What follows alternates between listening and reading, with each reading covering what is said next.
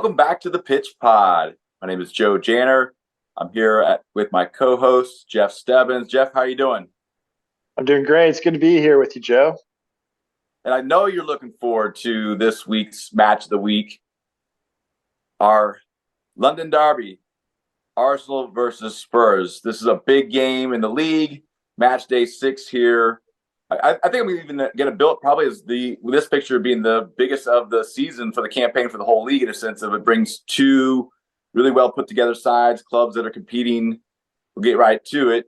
Have a Arsenal in 4th place versus a Spurs in 2nd, and with similar points, really only goal differential separating the two. So I think that going into this, we all got to be excited. And again, so I'm excited. Jeff, you're excited? Oh yeah, I like you said, this is the North London Derby, and this is what it's all about.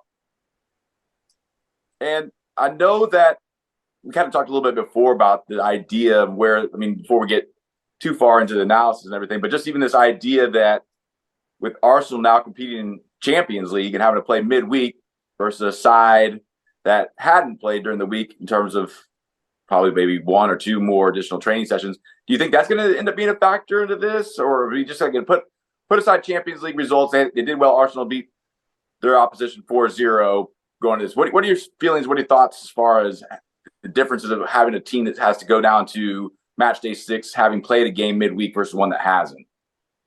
Yeah, I think you definitely have to take that into consideration. Think of how much they asked their players in that Champions League match, their defense. I mean, yeah, these are professional athletes; they're in top shape, but that's a quick turnaround even for them. They're being asked to do a lot, and I don't want to say that's going to have a huge impact on the game because, like I said, they are professionals, but you got to factor that in a little bit. There's going to be some fatigue factor. Looking at what Arteta went with in that game, really looks like a similar lineup that he would figure for the upcoming league contest. I think one of the bigger question marks, I don't know I know there's not a whole lot that's been set aside from it's been really just managerial decision and it's the way things are going. But Ramsdale out, Rhea in. I don't know. Have you heard much about it? Like, what is the determining factors? Is this, again, like I just quote unquote managerial decision? Are there performance indicators or factors that we're not really keen to know in terms of this decision? Anything on your end you can pick up on that? Yeah, that's kind of the take that I picked up on as well. Now, why did Arteta feel like he had to make that decision? I think that comes down to performance indicators. Ramsdale is obviously a great keeper, but maybe there's some errors that Arteta is seeing in going against stronger competition. He's just going with the decision that he feels most comfortable with against that specific team. So that is the main kind of topic of conversation there is Ramsdale's out for the time being, new keep in, but I think both of them are quality keepers and both are up to the task. But I think I think it's just strictly performance decision. I don't think there's anything else going on besides that. Maybe filed under a good problem to have when you're with 2 quality keepers, and it's just maybe then making a decision which you feel in a particular contest lends itself to providing best opportunities for the best result. I mean, that's like right. You file under a good problem. I would file it under a very good problem. Yeah, that's Right. a good way to look at it.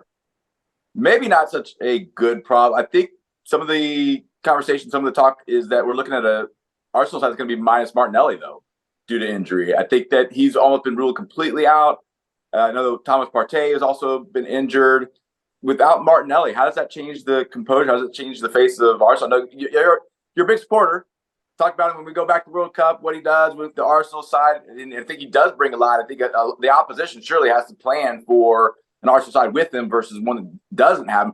What's your take on an Arsenal side minus Martinelli, if that's what we're looking at going into this game? Yeah, I know in the past I've definitely talked up Martinelli a lot, and especially last season. But there's some things that he does that kind of hurts the team too, with as far as turnovers that I think you picked up on. So he will be missed. He creates opportunities. He can score goals, but I think it's going to take Odegaard stepping up, Saka stepping up, and trying to fill in that role and create and facilitate opportunities. I think that's what it's going to take. What about you, Joe? What's your take on that? Well, you mentioned Odegaard. I think that's the first place I go to. I mean, he's been a strong contributing factor since he's been brought in with the club over the course of time. He gets better. I think I read an interview with Arteta just talking about how he continually improves and he continually is a factor and as a distributor, plays that 10. He's there, and there's opportunities for him. And when he does get those, he converts, and a big factor for Arsenal. I think not only this season but has been and going forward. I'm really excited about Odegaard not having Martinelli. I mean, again, you have a Trossard, you have other players that could come in and play those positions. I don't think it's too big of a notch to have them there. Yes, opposition is going to be planning for that, probably going, okay, well, that's one other aspect we don't have to think about. But yeah, you mentioned, again, I have to go back to the idea of how much Odegaard has an influence on the performance of this Arsenal side, probably bigger than maybe at the most. I mean, so goes Odegaard, so does Arsenal, really. If he has a good game, he's performing well, you're going to probably see a good performance out of this squad. Yeah, and to be honest, what I'm most interested in for this upcoming match is, strategically, how is Arteta going to handle Tottenham? Because Son's such a great facilitator, and Tottenham's had some big wins as of late. So how is he going to handle that? And I would imagine that he's going to. Well, I don't know what he's going to do, but it seems like in the past, teams that have kind of, I don't want to say allow, but permitted Tottenham to have that possession that they desire, kind of go defensive heavy and then look to counter. It seems like that has been real. That's a problem that the Spurs have. They don't really have an answer to that, right? We know they like to possess, but what happens if they get caught flat-footed? So I'm just wondering, do you think Arteta is going to take advantage of that game plan, or how do you think he's going to approach this strategically, Joe? But I think Arteta, so far in his tenure there, has shown that he is a manager that is focused on the development of his squad. He's very much looking at what he can do, what he get the most out of his squad.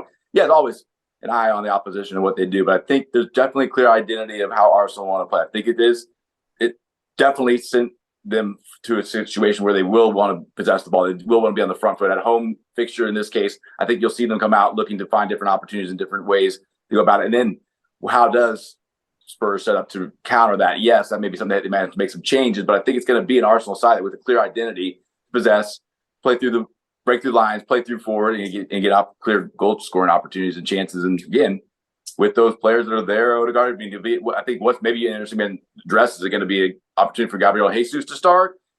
And Kedia, I mean, where do you go with the number 9 there that could have the bigger influence? But again, to answer your question, I think really Arsenal is going to play their game, go out there, try to get on the front foot, and not worry so much about what the Spurs are going to do. Because I think the Spurs, with their new manager, has been more open and more free-flowing and wanting to possess the ball more as opposed to looking to opportunities to sit back and counter. I think it's going to be a pretty open game.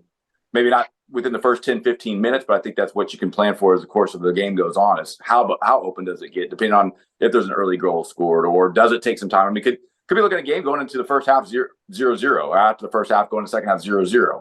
And then what adjustments are made from there, whether it be personnel, whether it be other tactical maneuvers that can counter what he did see from the Spurs, or more so opposed to already planning for what they're going to do. I think, again, overemphasize the point, but I think it's Arsenal really with a game plan, an idea, and a clear identity that's going to go out there and perform on this upcoming match. So they're coming out aggressive. They're looking to score right away.